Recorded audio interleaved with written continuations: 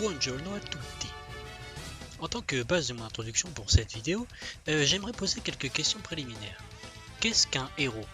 Comment qualifie-t-on un héros ou une héroïne? Y a-t-il des codes prédéterminés qui définissent si quelqu'un peut être catégorisé comme héros? Ou bien est-ce là plus une question intrinsèquement subjective et qui dépend de l'opinion, de l'avis de chaque individu? Après tout, peut-être que ton héros à toi c'est le poissonnier du coin et t'as parfaitement le droit, mais c'est pas le truc le plus brillant dans le dico, tu en conviendras. Le CNRTL, ou Centre National de Ressources Textuelles et Lexicales, établit deux axes principaux pour définir un héros. Un héros serait d'une part, je cite, un être fabuleux, la plupart du temps d'origine mi-divine, mi-humaine, et divinisé après sa mort. Ou bien encore, un personnage légendaire auquel la tradition attribue des exploits prodigieux. Le héros serait donc inhéremment lié à la tradition, la mythologie, voire même la croyance. Bien souvent, on peut penser aux héros de la tradition classique gréco-romaine, aux héros médiévaux, bibliques et j'en passe. D'autre part, le héros est aussi caractérisé comme un, je cite, homme-femme qui incarne dans un certain système de valeurs un idéal de force d'âme et d'élévation morale. Ou bien homme-femme qui fait preuve dans certaines circonstances d'une grande abnégation, combattant remarquable par sa bravoure et son sens du sacrifice. Et c'est précisément ce pan-là de la définition qui nous intéresse particulièrement. On mettra donc l'emphase sur la terminologie de la moralité, sur un processus de valorisation de l'individu, et sur des qualités qui suscitent l'admiration extérieure et qui dépendent aussi du contexte dans lequel interagit le héros ou l'héroïne. Nous avons posé une définition basique de ce qu'est un héros, et la problématique de cette vidéo consistera à voir comment Hirohiko Araki met en application cette définition, comment elle la conceptualise et comment elle articule son processus de création d'un héros dans la partie 5 de JoJo's Bizarre Adventure. Mesdames et messieurs, après cette introduction barbante, je vous propose aujourd'hui de nous pencher sur un personnage exceptionnel de JoJo's Bizarre Adventure, le grand Bruno Bucciarati, ou selon les traductions Bruno Bucciarati, ou Bruno Bucciarati, ou Pedro Bucciarato. Non, je déconne, j'ai inventé celui-là. Simplement Bucciarati, ça fera l'affaire. Si vous êtes d'ici, je suppose que vous connaissez déjà en partie le personnage de Bucciarati. Cependant, je vais tout de même refaire un petit tour d'horizon de sa biographie avant de m'intéresser plus profondément à l'analyse de sa personnalité, sa psychologie et sa signification au sein de l'œuvre d'Araki. Bruno Bucciarati naît dans une humble famille de pêcheurs dans un petit village côtier de la banlieue de Naples. Entouré par l'amour inconditionnel de ses parents, son destin bascule le jour où ces derniers décident de divorcer. Le petit Bucciarati qui n'a alors que 7 ans et qui déjà se fait appeler Bucciarati par même sa mère, donc c'est dire comment il pèse, est confronté à un dilemme cornélien. Partir avec sa mère et quitter le village pour une vie plus active et avec hypothétiquement plus d'opportunités, ou bien rester avec son père et vivre une existence rurale probablement terne et monotone sans grandes espérances. Bucciarati est déjà un garçon extrêmement intelligent pour son âge, et il possède des facultés de discernement et de dissociation du vrai et du faux très avancées. Une habileté dont il fera montre plusieurs années plus tard avec un certain Giorno Giovanna. Sa mère le verrait destiné à un brillant avenir et tente donc de le convaincre de la suivre par des ruses affectives et en clamant qu'il recevrait une bien meilleure éducation en ville. Et contre toute attente, Bucciarati décide de rester avec son père aux grandes dames de sa mère. L'enfant avait déjà compris à l'époque que sa mère, après un temps, ne le regarderait plus dans le rétroviseur et finirait par définitivement abandonner tout ce qui se rapporte au village, Bucciarati compris. Bucciarati réussit à discerner le caractère plutôt superficiel de sa mère, de même qu'il comprend que son père est le plus affecté par le divorce. Si sa mère n'est pas intrinsèquement mauvaise et manipulatrice, elle n'en reste pas moins bien déterminée à quitter cette vie de ruralité et à refaire sa vie, ce qu'elle fera peu de temps après. Le jeune garçon fait donc déjà preuve d'une immense gentillesse et compassion à l'égard de son père, et sa mère notera d'une manière très omineuse que cet altruisme pourrait hypothétiquement le mener à sa perte. Elle reste néanmoins fière et admirative de son fils, et on apprend que finalement Bucciarati ne finira par presque plus la voir au fil des années, et par perdre tout contact avec elle si ce n'est pour les fêtes de Noël. Il s'agit déjà d'une étape importante dans la vie de Bucciarati, mais la seconde est sûrement la plus déterminante. Alors que les années passent, Bucciarati continue de vivre avec son padre une vie de simple pêcheur. Son père, Paolo Bucciarati, travaille d'arrache-pied déterminé à faire tout ce qu'il peut pour offrir à son fils la meilleure éducation possible. Il effectue des activités pour les touristes en sus de son travail de pêcheur, afin de mettre plus d'argent de côté pour Bruno, jusqu'au jour fatidique où deux trafiquants de drogue prétendent vouloir louer un bateau à Paolo afin de pêcher. L'homme remarque que ces derniers ont oublié une canne à pêche et, inconscient de ce que cela implique, décide de la leur rapporter. Il finira criblé de balles et rapatrié en urgence par les gardes-côtes, pris dans les filets insidieux du trafic de drogue. Filet, t'as compris? Ok. Inconscient à l'hôpital, il est donc impossible pour le père de Buccialetti d'identifier ses assaillants. Ces derniers vont alors tenter d'achever Paolo une bonne fois pour toutes en l'assassinant dans son coma. Mais c'était sans compter sur l'intervention de Buccialetti lui-même qui, âgé de 12 ans seulement, élimine les deux hommes à lui seul, sauvant ainsi la vie de son malheureux père. Sans s'en rendre compte, il est dès lors tombé dans un engrenage cyclique de violence et de corruption, et il n'a guère d'autre choix. Rejoindre la passionnée pour assurer la protection de son père, car la police n'y parviendra sûrement pas. Dès lors, Buccialetti voue une haine sans nom au trafic de drogue. Rapidement, il devient un favori de l'officier Polpo et voit en la vie de gangster une manière de parvenir à l'expression de sa propre conception de la justice. Cependant, son père mourra 5 ans plus tard des séquelles de sa tentative d'assassinat, laissant son fils seul, et Buccialetti suspectera même l'organisation d'y être pour quelque chose.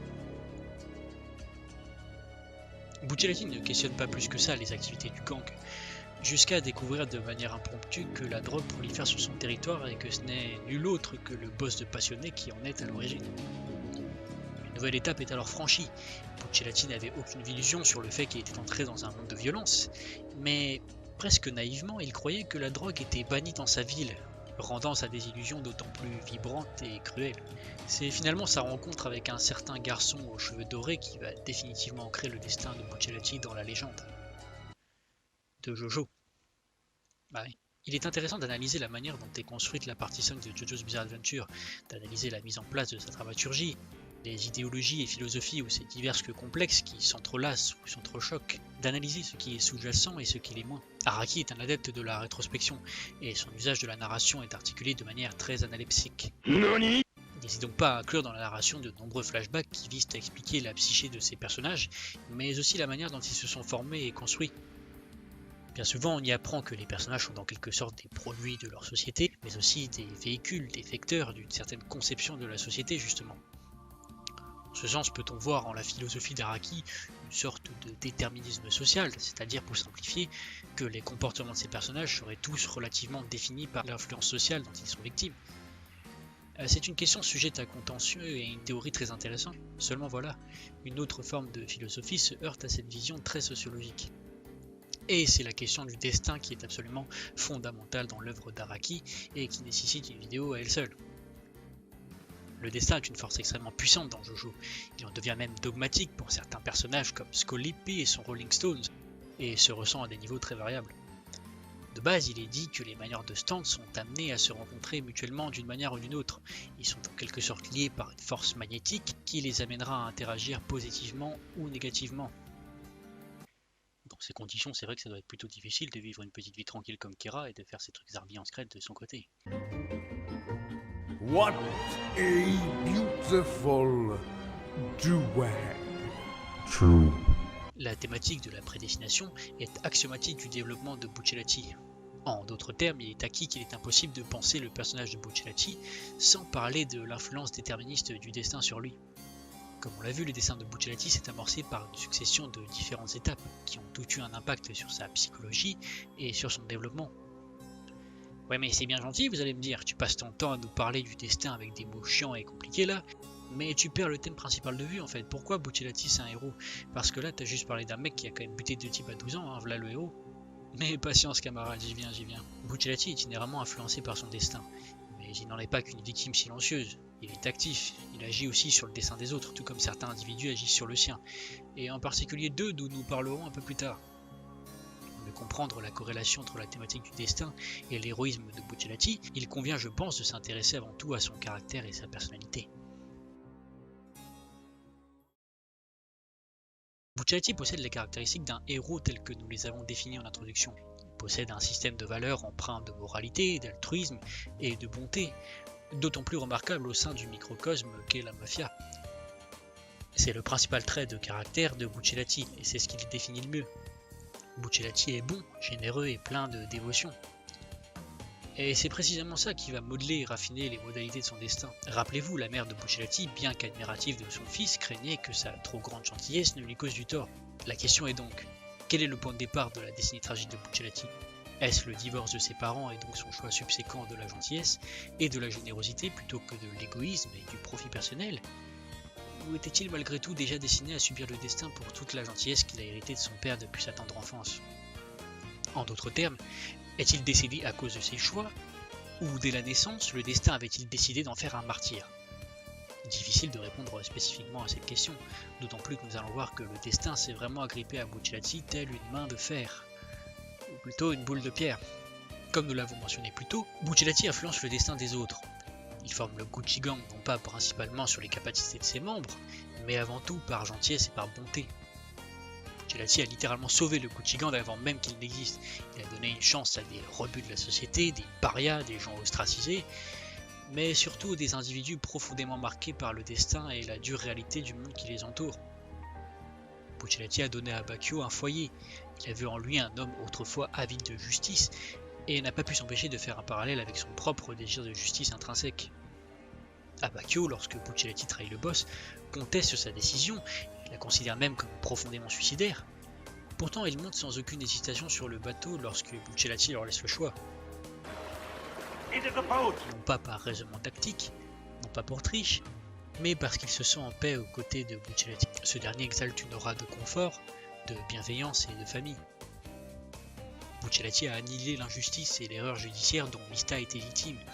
Lui qui vivait une vie selon une doctrine profondément hédoniste, voire je m'en bats l'égoïste, et dont l'existence bascule alors qu'il a pourtant tenté de sauver une femme en train de se faire agresser. Mista décide de suivre Buccellati après sa rébellion, prétextant avoir des vues sur le magot du boss, mais en vérité il est profondément attaché à Buccellati, pour qui il a un réel respect et une réelle admiration. Pour lui, si Buccellati s'engage, c'est qu'il est certain de gagner. Et pour Mista, qui n'est pas un grand penseur, ça suffit amplement. Le cas de Narancia est lui très intéressant. Buccellati veille sur lui à l'hôpital après tous les malheurs qui lui sont arrivés, et le personnage prend dès lors une dimension patriarcale, dans un sens positif ici. Ce pauvre David Copperfield de Narancia voit en Buccellati plus qu'un simple leader. Il est un peu ce père qui ne l'a pas abandonné contrairement à son propre père biologique. Buccellati est un père sévère, mais juste et compassionné. Quand Narancia lui dit qu'il veut intégrer le gang pour le suivre, la réaction de Buccellati est violente et catégorique. Le monde du crime organisé n'est pas un espace enviable, et il ne faut absolument pas le prendre à la légère. Malgré tout, le jeu d'Oliver Twist décidera de suivre celui qu'il perçoit comme son père de substitution. Buccellati pourra lui-même constater les produits de son influence et de sa vertu envers les autres, alors que Narancia hésite à monter sur le bateau et demande à Buccellati de le lui ordonner. Buccellati refuse et l'enjoint à prendre lui-même sa propre décision. En ce sens, Narancia prouve de manière métaphorique l'éducation que Buccellati lui a implicitement inculquée. Narancia rejoint le bateau à la nage de manière effrénée par compassion envers Trish, cette même compassion dont Buccellati a fait preuve à son égard. Dans le cas de Fugo, finalement, Buccellati l'a sorti des poubelles.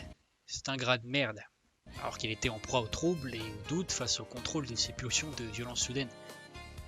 Buccellati a montré à Fugo qu'il existait des alternatives autres que l'errance perpétuelle, dans les poubelles, bien que Fugo ne change pas vraiment dans Vento Oreo et choisisse de ne pas monter à bord par cette attitude rationaliste qui lui est propre. C'est dingue, ça t'a vraiment pas de race. Il faudra attendre le light novel Purple Ace Feedback pour qu'il ait droit à un semblant de rédemption. Buccellati est donc un véritable ovni au sein du monde du crime, révéré pour ses qualités altruistes et de bénévolence ainsi que pour ses vertus.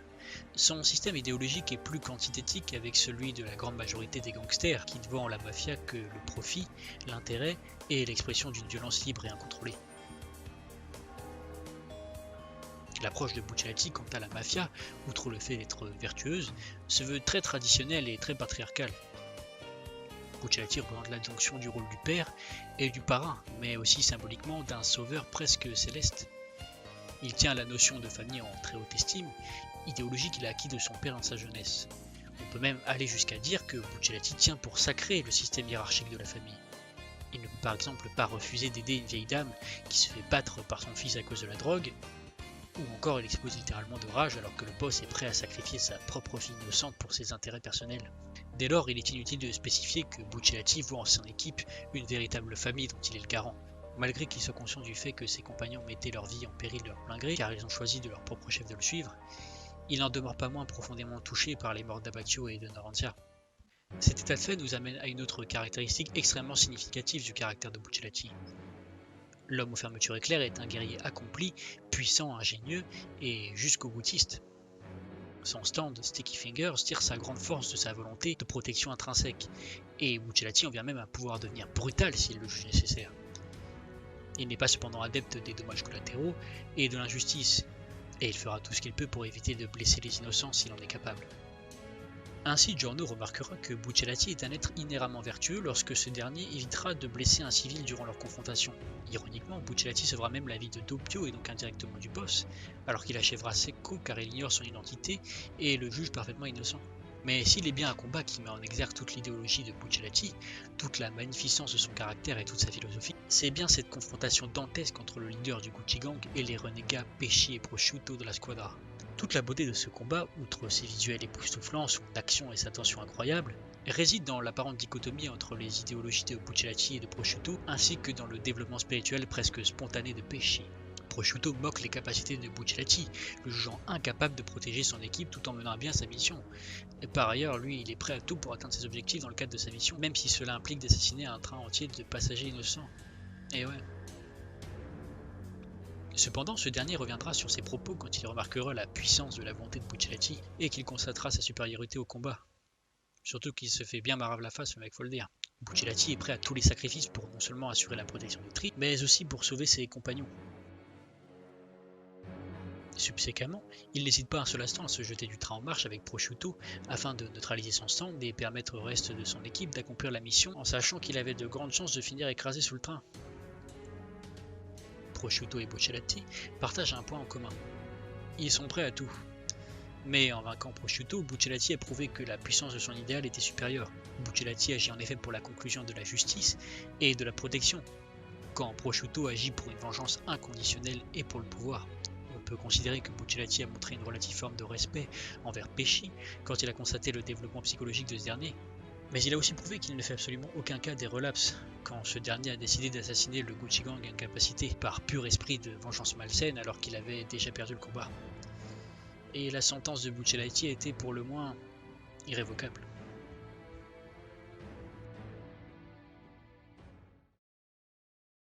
Cet épisode du manga met clairement en exergue tout le développement psychologique de Bucciolati. De surcroît, il met l'emphase sur le caractère dual de la mission du lieutenant et de leader pour le jeune homme, protégé tout en accomplissant sa mission. On ne peut qu'être admiratif du caractère de Bucciolati, de sa grande détermination et de toute la responsabilité qui incombe à son rôle. Malgré tout, ce dernier reste appesanti par le poids d'un destin puissant et inéluctable, et c'est la rencontre avec deux personnages bien particuliers qui va entériner le destin d'un homme hélas parti trop tôt. Un certain Giorno Giovanna va drastiquement changer la vie de Bucciolati.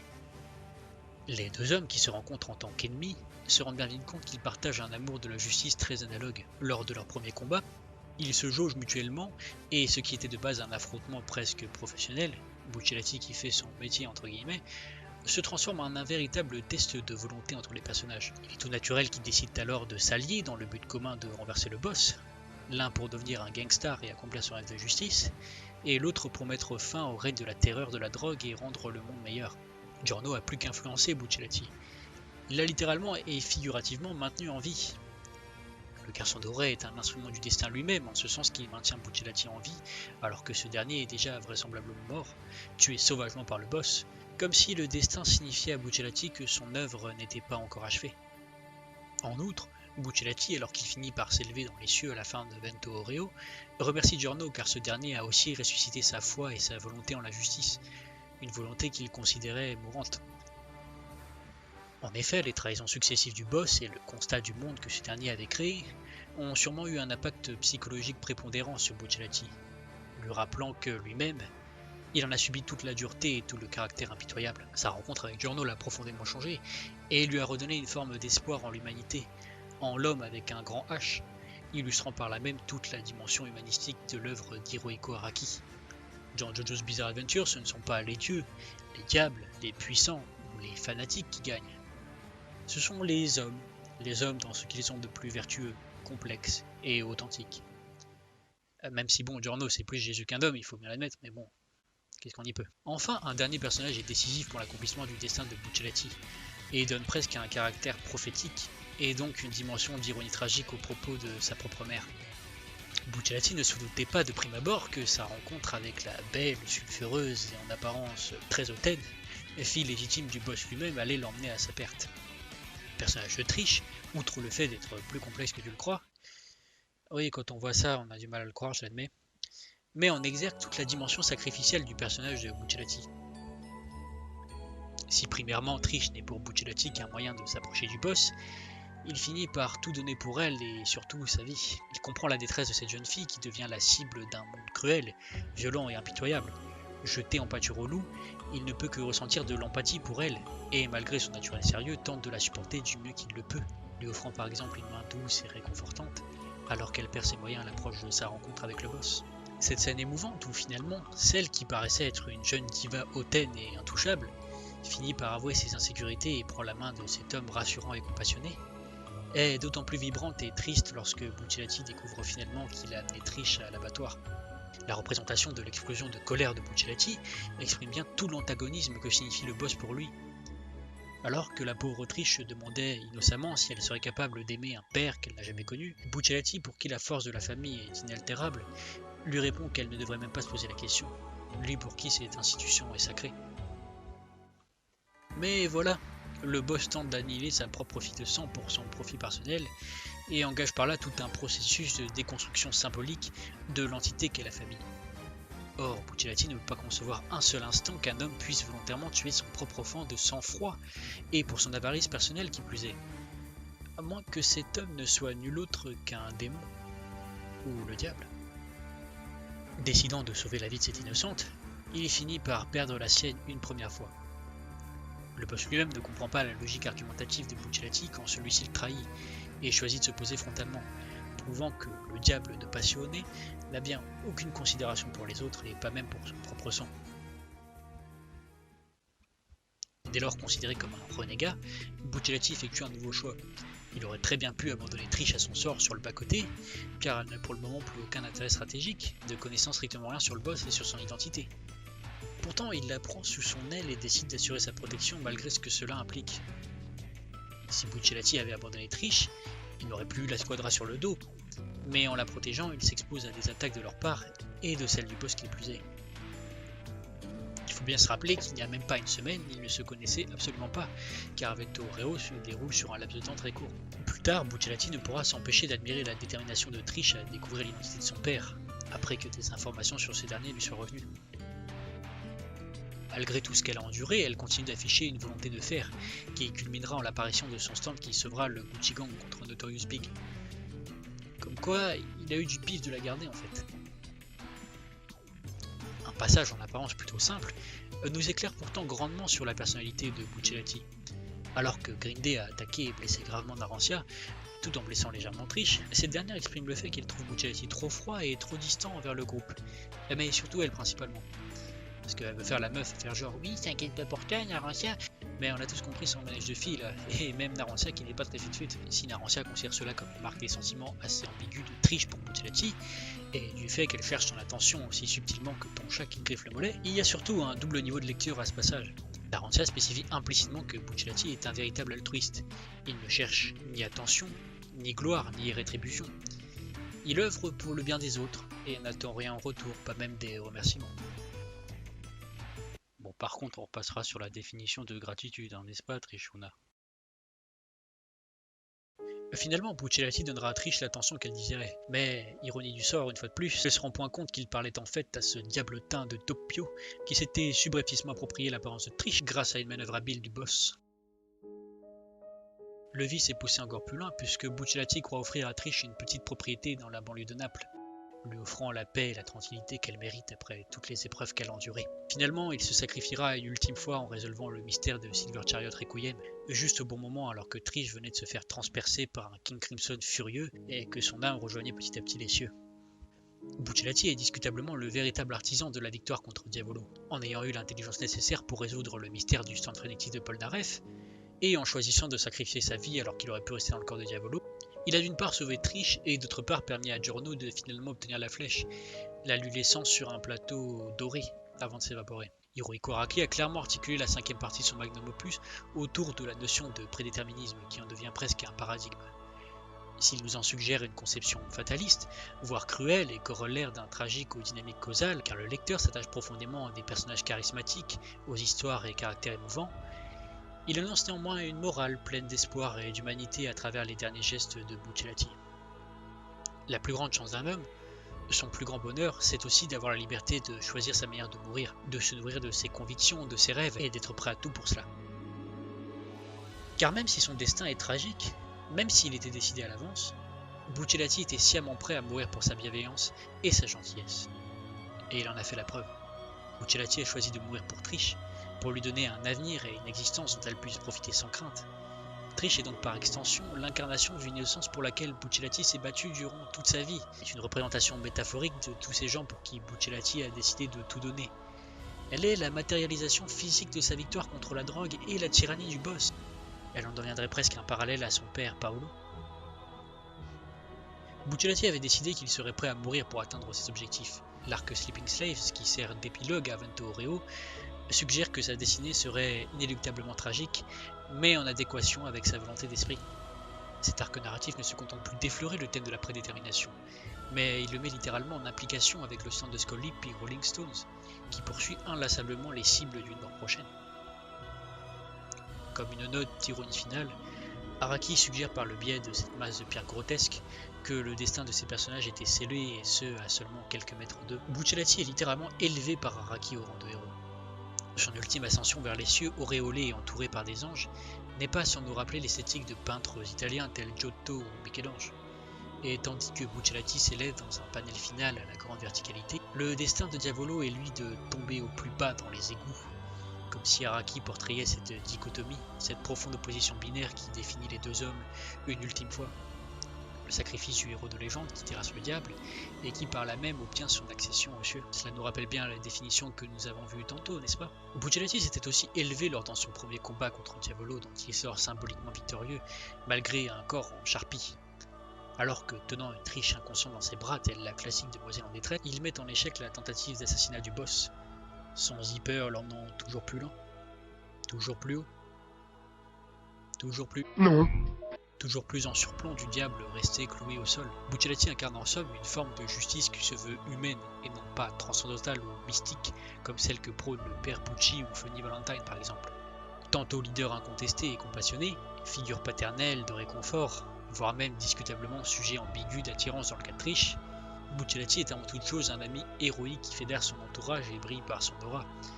Une aura puissante, ferme, de justice, parfois malmenée, parfois omnipotente, mais toujours aussi belle en toutes circonstances.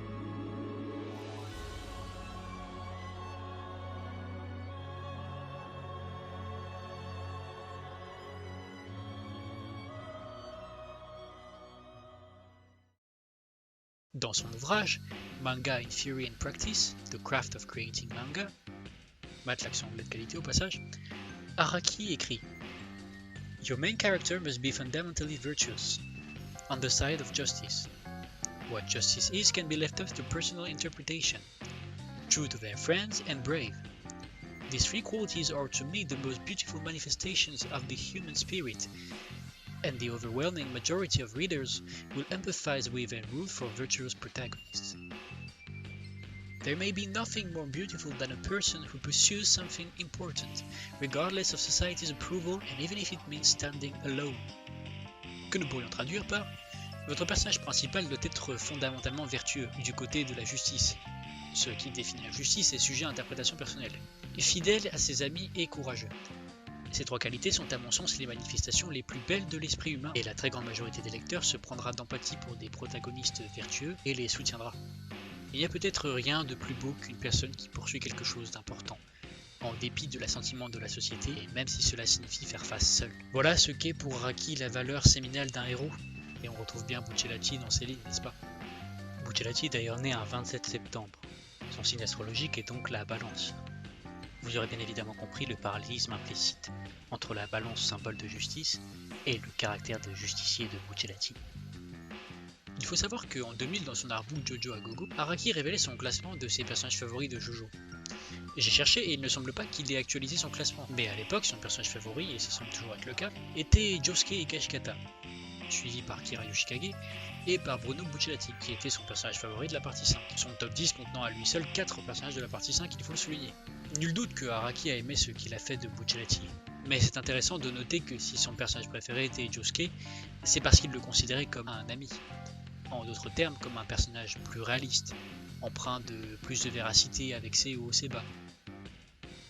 Mais après ça, le personnage véritablement héroïque premier de sa liste n'était nul autre que Buccellati. Il y a beaucoup de personnages héroïques dans Jojo, mais en termes d'héroïsme et de sacrifice, il y en a peu qui arrivent à la cheville de Buccellati, il faut bien l'admettre. Son classement a sûrement évolué depuis le temps, mais je pense que s'il le tenait en aussi haute estime, c'est qu'il en était fier et qu'en ce sens, Buccellati incarnait véritablement sa conception du héros. Une conception qui relève plus d'un classicisme typifié par les dynamiques de la tradition, plutôt qu'une vision post-moderne qui mettrait en scène un héros de tous les jours, comme Josuke, ou avec des problèmes réalistes comme Jolie, ou à la grande complexité psychologique comme Johnny. Personnellement, Buccellati s'est imposé comme mon personnage préféré de Jojo. J'aime énormément de personnages dans Jojo, et il y a peu mon préféré c'était encore Jairo Zeppeli. Mais l'adaptation animée de Buccellati, son doublage, son aura, son énergie, m'ont grandement touché et m'ont fait réaliser à quel point je l'appréciais. Il est une véritable source d'inspiration et il force le respect, il faut l'admettre. Preuve de la véritable capacité qu'Araki a à insuffler de la vie à ses personnages, tel un Gold Experience insuffle la vie à partir de rien. J'espère en tout cas que cette première vidéo vous aura plu sincèrement. Dites-moi ce que vous en pensez si le cœur vous en dit, et si ça vous a plu, n'hésitez pas à revenir pour de prochaines vidéos, il y en aura bientôt d'autres. Merci de m'avoir suivi jusqu'au bout, et évidemment, vous l'attendiez. Arrivederci.